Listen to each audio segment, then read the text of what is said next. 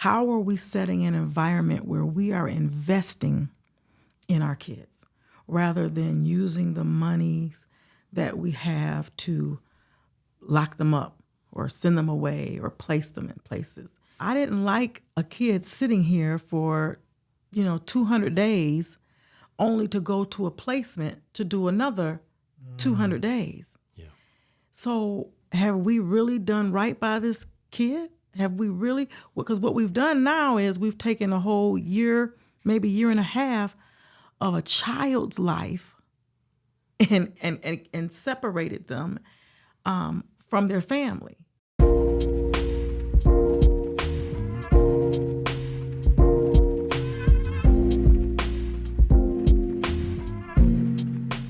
Hello, everyone, and welcome to the Delta Project podcast, What I Know Now. I'm here with Cole Williams. Yeah. Hey, Joe. How's it going? Good. And Stacy McGinnis. Yay! Stacy. Glad to be here. Man. So I'm a co-founder of the Delta Project along with Cole here. We've been working on this project now for a number of years, but it started as a program. Yeah. Started as the Delta program. And we're going to dig into that a little bit today and continue to talk a bit about our origin with our first actual guest on the podcast. And we're super excited to have Stacy here. Yeah. Cole, tell us a bit about Stacy, and then Stacy can take it away. Listen, well, I don't want to say too much about Stacy because I want Stacy to sort of lay the foundation for her work. But what I will say, Stacy, having you in this space is, I would say, probably a dream come true. I think that originally this whole concept of the Delta Project and the vision for the Delta Project really came from your amazing work teaching or being the superintendent, of the Juvenile Detention Center here in Kent County in Grand Rapids. And so your lived experience, your work throughout the history of the juvenile justice system is why I'm really excited to be in this space with you today, because I find and I know from working alongside you that there is so much information that you have learned and that you have gathered along the way. And Stacy is now retired, and so we have an opportunity to see you from a different space. But Stacy, I'd love for you just to, before we take a deep dive into this work, I'd love for you just to talk to us a little bit about you and how did you even arrive into the world of the juvenile justice system. So if you could just kind of tell us a little bit about, who you are, and we'll go from there. Okay. Well, I am originally from Detroit, Michigan. Okay. I'm a native of Detroit. And what led me to this side of town is Grand Valley. Okay. I was a student at Grand Valley State University. I got my bachelor's at Grand Valley in criminal justice. I initially started off as a business major because my mom wanted me to both my parents wanted me to go into business or, either that or become a lawyer or a doctor or something of that sort. But I could not get past accounting or my stats class. It was just not happening. Math. Yeah. So that was a difficulty for me. Well, actually, school in general it's just been difficult. It was difficult initially for me. So I took a criminal justice course, and oh my gosh, I loved it. I always knew I wanted to work with young people, but I just didn't know what setting. I thought I would have been a teacher, but when I took the criminal justice course, it led me to the criminal justice field. And ironically, I was part of a sit-in at Grand Valley for some changes, and I met the vice president of Grand Valley State University, the vice president, and she introduced me to Judge Janet Haynes. And I had an opportunity to come to Kent County, the courthouse at the time, and it was the juvenile center, I should say. And I got an opportunity to sit in a couple court hearings, loved it. And I learned a little bit more shadowing her, and I landed my first job once I graduated with Kent County Juvenile Court. And so while they're working there, I got my master's degree in social work, and I did 30 years. I Stayed at the court for 30 years. I started in March of 1992, and I retired in March of 2022. Wow. So, So Stacy, with that wealth, can you speak a little bit about what roles have you played in the court system? How many were you just, how did you go from being in the court visiting to the superintendent? right. Well, I started off as a youth group worker at the, we had a program, a residential program, and I was a group worker there for probably about 6 months or so. And then I became a surveillance officer for a new program called the Day Treatment Night Watch program. And so I was a full-time surveillance officer for a couple of years. And while during surveillance, I went back to school and got my master's. And immediately during that time, I was able to land a job as a probation officer. So then I became a probation officer. Then I moved up later after about 7 or 8 years, and I became a supervisor. So I supervised surveillance officers and probation officers. Then I moved and became the assistant superintendent, and I did that for about 5 years, and then I became the superintendent of detention. So, and I did my internship with the court and in the crisis intervention program. Wow. So I was a therapist for our crisis intervention program while being a probation officer. So, yeah. Wow. I had quite a few positions. So what was it that really kept you going? I mean, obviously there was an initial interest in this area of work and working with young people, but it sounds like you had a really nice trajectory in your career. And what were some of the day-to-day lessons you learned that kept you on that path? Well, seeing changes in our young people, and it was just so, it was just such a big need. And I just kept trying to, I learned through this whole process, you can't fix everything, And so it's just one day at a time. And, just asking myself each day, what did I do today to make life better for someone else? And so, it was a day-to-day thing with working with our young people. And I just loved it. I can honestly say I genuinely loved my career working with young people. And it hasn't stopped. Even now that I'm retired, I'm still moving in that direction. It's just coming from a different avenue right now. So, maybe you retired from that job, but we don't really retire. No. Keep going. No. That's Keep right. making impact. That's right. Yeah. So Stacy, the Delta Project. Can you talk to us a little bit about how the Delta program sort of manifested in the detention center? So can you speak to the reasons why there needed to be a treatment program in the detention center? Well, I'll just tell you how things worked initially. Okay.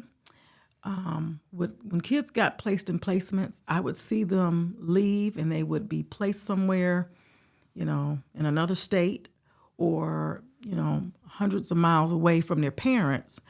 Okay. And they would go to placement, stay there, come back, and we expect them to be fixed, quote unquote fixed.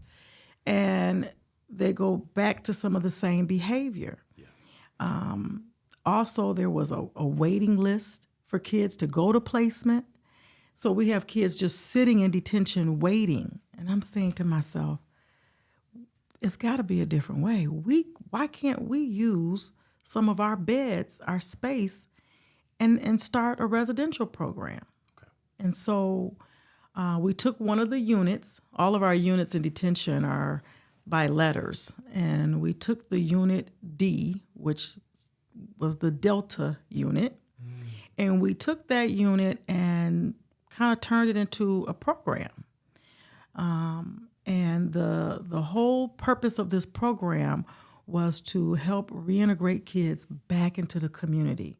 So they would be locally kept here, and parents could come and visit. Yeah. They could do community service projects right in their own community, and we would have them come back in the facility. we could do some counseling for the child and their parent together, as well as individually. But it's all happening right where they live. Yeah. And I'll be the first to say that's the best way to really work at changing the young person. And so that's kind of where that started. Yeah. And we got this great guy named Cole Williams who came on board. And I'm trying to remember, Cole, how we met, but I know you came in. I walked in. That's that's usually what I do. Cole walked in. I walked in. And he sat down and he proposed something to me, Yeah. running some groups with our kids. And I said, come on in. Yeah. Yeah. Come on in. It's always, that's the thing. When I, as a superintendent, I really wanted to set the tone to have people come in and work with our youth, work with our young people, and from your background, Cole, being a single parent Yeah. and being a foster parent, you had some great, reasons and things that you wanted to do with our young people and came in, and I might not have had, my story is not the same as your story, and I knew you would be able to impact a lot of our young men, and you did just that. And so it was great to, have you come on board and start working with some of our young people and their families, the parents. Yeah. So is it simply that you saw a need?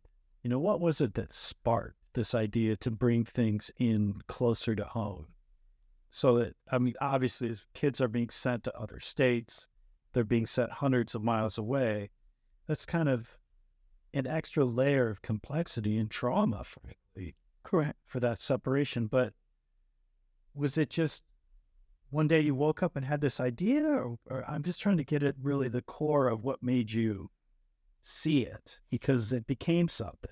It was kind of a combination of things. And like I said, one being the fact that we had the space there and their kids were just sitting there waiting to go to somewhere else when they could be capturing. I wanted to take advantage of every day that they are in the facility.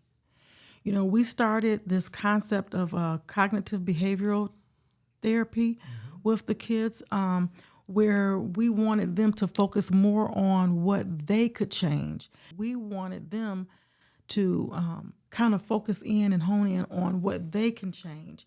And so we started doing CBT as our behavior management system. And that was one thing we did, but the other was starting this residential program. And so the need really was, how can we impact this time that we have them here? I didn't like a kid sitting here for, 200 days only to go to a placement to do another 200 days. Yeah. So, have we really done right by this kid? Have we really? Because what we've done now is we've taken a whole year, maybe year and a half of a child's life and separated them from their family. So it was more about how we can impact them in every minute that we have them. And so the residential program was a start, and it was a good kickoff. And I can't say I did it by myself, because there was a group of people that, we sat down as a team, and we all came up and gave some input. There were probation officers, there were supervisors involved, the court administrator involved, and even a judge, that we kind of gave some input and what we wanted to make that look like. And so, as a result, we came up with the Delta program.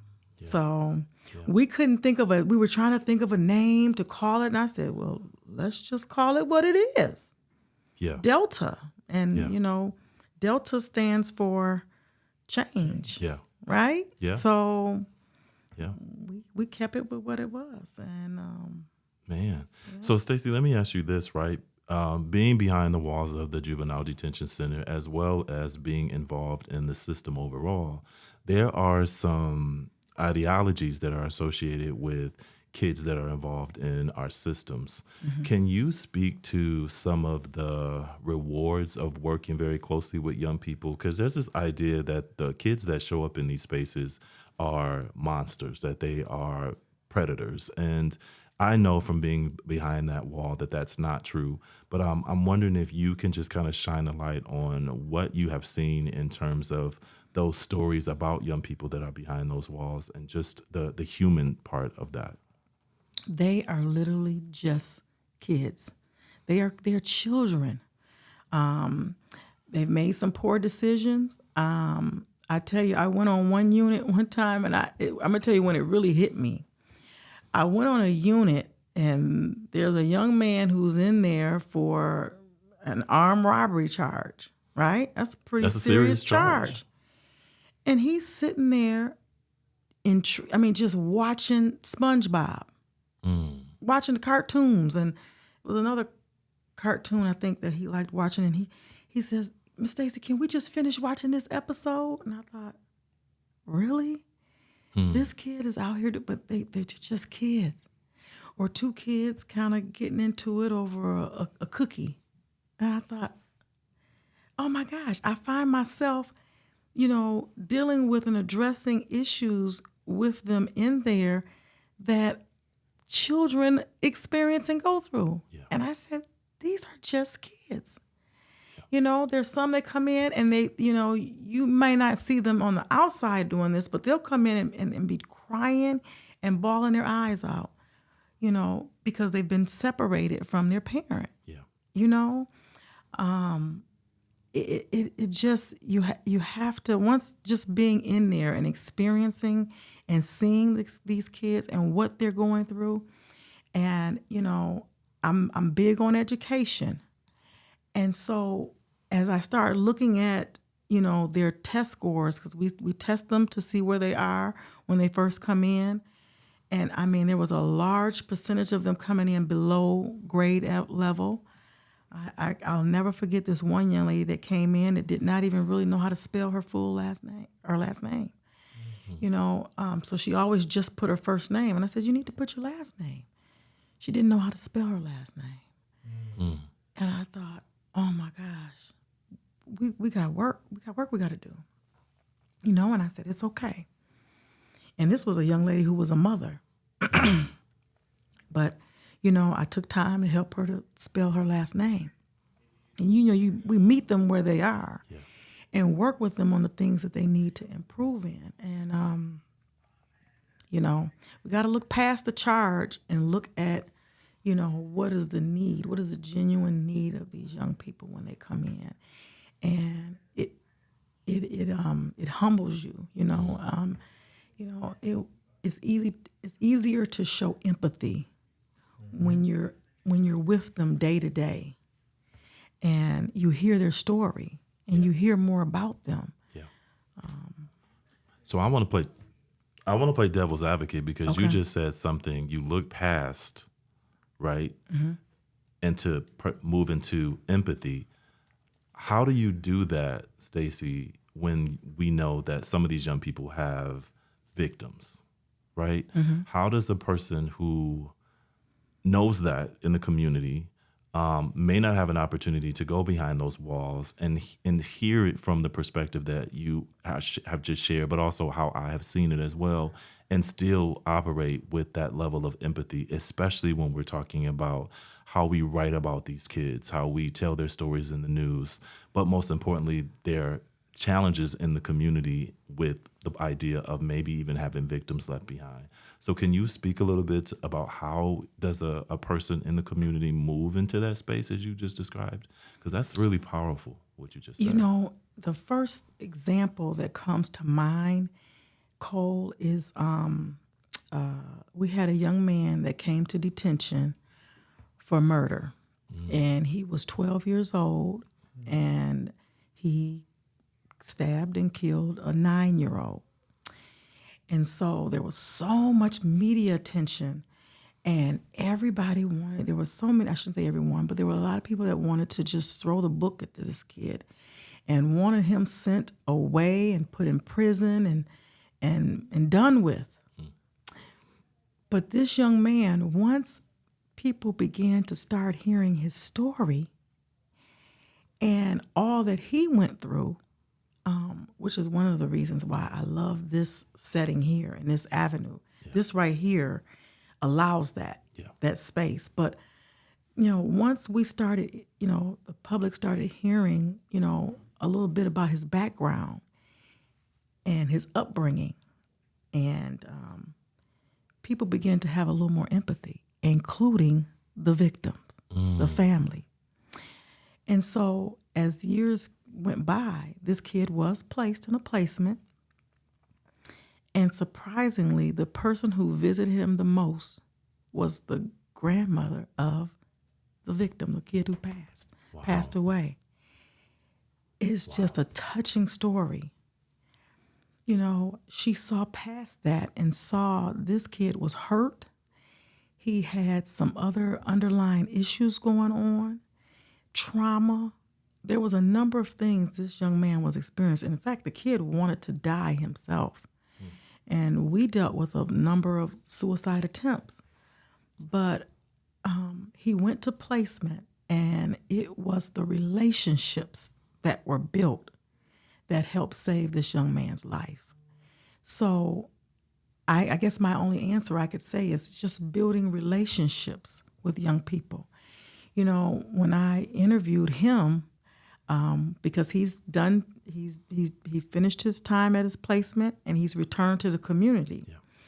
And I had an opportunity to sit and talk with him. Yeah. And, and what I got from my interview with him was, it was the relationships that he built, that there were people that came to visit him that worked in detention. There was a surveillance officer that not only visited him, but he allowed him in his home to come home for home visits. And, that's not something we traditionally do. Yeah.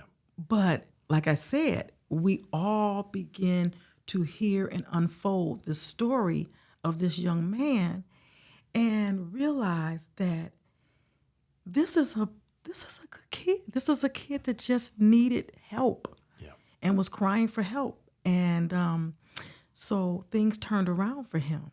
And, he wound up back into the community and ultimately living with the surveillance officer who worked with him. It was a very touching story. I had him come and talk to my students when I was teaching at Grand Valley, and he was able to tell his story. And he said to me, "Miss Stacy, that's what I want to do. I want to be able to have an outlet.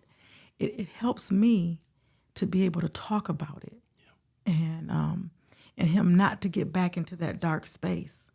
So I'm going to challenge you guys to invite him in the future, and I know just how to reach out to him. But he just this was what he needed, and so him coming and talking to my students, I thought he was going to be a little fearful for him. No, he knew exactly what to say, and it was just that's the best way I can really explain it. Yeah. We really just have to build relationships with these young people. Yeah. No, thank you. Thank you. I know the young man that you're referring to, and he's always wanted to do a podcast. So I look forward to him not only hearing this, but hopefully I have an opportunity for him to be a part of this. So I think something you just touched on are kind of misconceptions. Yeah. And Cole, you touched on it earlier about these really system-impacted youth. And what do people need to understand about kids in the juvenile justice system and the fact that they're going to grow up? How do we start helping the community better understand this? I think one of the answers would be we have to be more proactive rather than reactive. That's good. You understand what I'm saying? Mm-hmm. So, how are we setting an environment where we are investing in our kids rather than using the monies that we have to lock them up or send them away or place them in places? If we could just use some of those dollars and use it more to invest in them. What are their talents? What are some of the skills that they have, that their interest is? How do we expose them to things that they've never even seen or imagined or tried? When we begin to do that, and invest in them, I guarantee you'll start to see more positives that come out of that. We have to expose them to things that they may not see or recognize, or they may not have had, and give them the opportunity to, build on their interests and things that they do like, and that they do know. When we start to do that, I think, we would see some positive changes. Stacey, you just brought up something I think is really important, right? So back in 2022, I was involved in the Juvenile Justice Task Force for Reform. So really looking at how to reform the juvenile justice system. Currently on the Senate floor, we have a bill that's really associated with the Child Care Fund, where they're looking to increase about 75% of that funding to really support diversifying programs that really can put funding to organizations right within the communities, looking at diversion and pre-arrest, but really trying to find ways creatively to support supporting kids in our program. So when you talk about funding, does something like that make sense when we talk about this idea of increasing funding to really support reaching kiddos? And I say kiddos a lot, but reaching our kids, because that's what I've seen before they get into the system. So does that, when we think about funding and braiding dollars, what does that need to look like creatively for organizations and people like even us, the Delta Project, to really participate in helping kids? Absolutely. I think we need more dollars to provide more, whether it be after school programs for kids, whether it be more exposure of things that they've never even tried. I remember taking our Delta group horseback riding. They never even been on a horse. In fact, I'm gonna be honest, it was my first time too. I'm a city girl. I really don't do. That's more of like a thing that I think in the country. I just don't do that. But I tried it with them, and it was just awesome, an awesome experience. Yeah. And so I think just exposing them to some new things, some things that they may not have tried, introducing them to people in big spaces, big places, big spaces that they may have not even imagined. Yeah. Oh my gosh, it creates positive things for them. Okay. If they see it being positive, they'll do more positive things. So I'm all about that. I had a young man that was a great artist in the facility, and I said, we got to do something with that. And so we ended up using his something that he drew to put on a shirt, and the shirt began to make money. And I said, well, let's buy some more shirts, and you can start a business. And he thought, oh, I can. Yeah. And that young man, that might be another one to bring aboard. But I'm just saying, they have to have those opportunities and someone to see something good in them and bring that out. Yeah. Well, our North Star for the Delta Project is, how do I become something I don't see? And I think, Stacey, part of shifting from residential and into the program for the Delta Project was really centered around entering into the detention center and saying, hey, I'm in these classrooms working with these young people, and I'm noticing that they're talking about not being able to see the kind of men that I'm seeing when I leave, right? And so you giving us the opportunity to come into the facility and really explore with them around what does it mean to become something you haven't seen. It has really been instrumental in our ability to be able to answer that question for so many of our young people that we serve. But one of the things I think is important that you mentioned a couple times is family. And parents. And so I'm really interested in understanding from you, why did you decide that you needed a parenting component to your treatment program? What was the nature of that for you? Well, ultimately, for things to change for a young person, the parent has to make changes too. If only the child changes, they're going to come back and what do kids do? They test. Yes. You're going to test your limits, that's kind of natural, Yeah. right? That's natural. We, even as adults, tend to do that sometimes. Yes. And I bring that up because, I said I drive down this one street all the time and I tend to speed just a little bit. But, there's a cop that sits on the side of that street all the time now. And so I'm not going to test that. Yeah. You learn that, okay, I got to make some changes. I should not be speeding. So I tell the young people that, we even as adults sometimes make those same error. But the key is, really, for parents, they've got to prepare and plan for their young person to come home. Yeah. And some things with how they parent their child may need to change, right? So, we don't parent every kid exactly the same. No, we don't. I have a daughter and a son, and I don't parent my daughter like I parent my son. They have different needs. And so you have to parent different. Yeah. And that parenting changes. Now that they're Absolutely. college students, my parenting changes a little bit. I can't parent the way I used to parent when they were in 7th and 8th grade. And it's just an ongoing change, but we're all learning in that process. And so one of the things, with the parent piece, I hope I was able to convince my parents to see is that I'm still learning too, and I am not immune for something happening within my own family.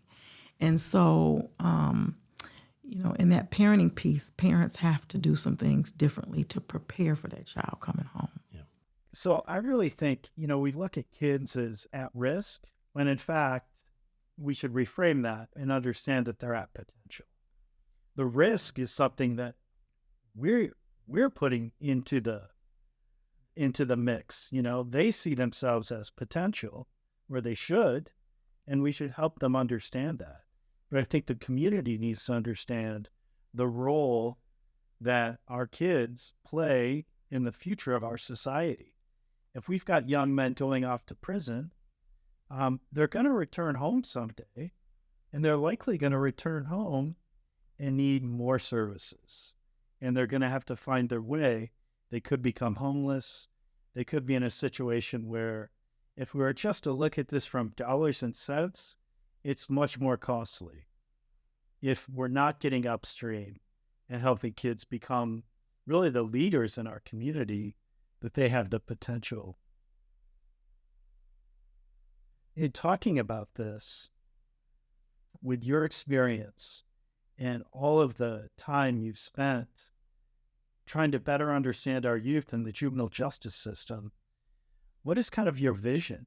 I mean, do you have a vision for how things might be done differently? You've talked about it a bit, but say 5 years from now, what would you like to see in the juvenile justice system that we don't have? I think the main thing is I would love to see more investment, us spending more dollars investing in our kids, and spending those dollars right at the forefront. When they get involved with the system the very first time, being able to tap into the family needs and dynamics right then versus waiting or for a kid to build up 4 or 5 charges before we actually respond but I think it's more important about what we do at that initial forefront to help them and to find out what are some of the dynamics or issues that may be going on with the family. With some families, it's really need. There's things that's missing that the family needs. And so because of that, and then there's trauma, right? Mm-hmm. And so those are just a couple of things that, families experience. And, we wait until things build up before we respond. And so I think as a system, once we start doing more of that, being, like I said, proactive, we'll gradually see more changes in our young people. I saw a young man that held the door open for me walking into the door. I said, you know what? thank you so much, young man. I really appreciate that. I saw that you were being nice and you know, by you opening up the door for me. And he looked at me like, you know, you take advantage of just little things like that. Yeah. I gave a young man a ride, and this was a kid I didn't know. I gave him a ride home, but I had to stop to get gas. And I went in to pay for the gas, and I came outside, and he was already outside ready to pump my gas for me. I said, thank you so much. You know what? I see so much potential in you. Yeah. You just doing something like that shows me it's in you. You are a kind person, and I know it's in you. And he looked at me like, yes, yes. So when we begin to take advantage of little opportunities like that, you know, where we see a young person trying or making a conscious effort, you know, give them that extra encouragement. Those are encouraging times that they'll never forget. They'll remember those moments. Yeah. You know, one thing I did do as a probation officer, I went to the homes. I always went to their home because I had to build a rapport with the entire family, not just the kid I'm working with. Relationship building with the entire family. Those are ways that we have opportunities to make a difference with our kids. So taking advantage of those opportunities, because we all come into contact with young people. Absolutely. We do. So when we have contact with young people, use those few moments that we have to interact with them and encourage them, hear them. You would be amazed at what they know. They have so much potential in them, but the only way is for us to think it and pull it out of them. And they will appreciate that. They look to us for that. You know, they look to us. Yeah. We're responsible for them. They don't know. They really don't know. And so that's our role. Well, I think that's really powerful. And to me, it's the type of impact that we don't often measure. Right. It's impact that happens. Right. Yes. You can't necessarily quantify it. Right. And you never know when you're going to plant a seed in a young person that, hey, maybe 5-10 years from now, they're like, I remember when Miss Stacy told me this. And then it becomes a playbook for them. Yes. Yeah. It's a tool they can use to navigate their lives. And for us, it may be no big deal at all. Just might be something simple we pointed out. Yes. But that can stick with them and make a big difference. You're not going to measure that. Right. But you're going to see the impact. Right. And Joel, I think that's beautiful because I think also what you just said is that all of us have the opportunity to plant a seed, but we also all have within us the ability to have hope. And so that we can share that hope and we can give that. But we also have to feel confident enough in our roles, in our ability within our communities to trust that we have something to give to young people. And I think that's a shift that I think is really important, that all of us have something to give and to just remember that that's what this is really all about. And I think, Stacy, you just really ironed it out. This is really about relationships. It's really about connection. But most importantly, when kids act out, you don't move away from them, you move in. A real pleasure to have you here as kind of our first Stacy. person to interview. Yes. And Stacy, thank you so much for trusting me when I walked into the door and said, hey, I've got this idea and I'm going to bring in a team of people and we're going to do something completely different than what we've ever done in the detention center. But thank you for allowing someone from the community to come in with a vision and a voice and have an opportunity to expand that. Because of your saying yes, we now have the Delta Project nonprofit organization with a podcast that really helps to elevate the stories of not only lived experience people from behind the walls, but people that are in the system doing the work as well. So thank you for all your contribution to the work and your continued efforts to help to impact the system and most importantly, to impact our kids. So thank you, Stacy. Yeah. You go give me our tea. No. Thank you. Thank you.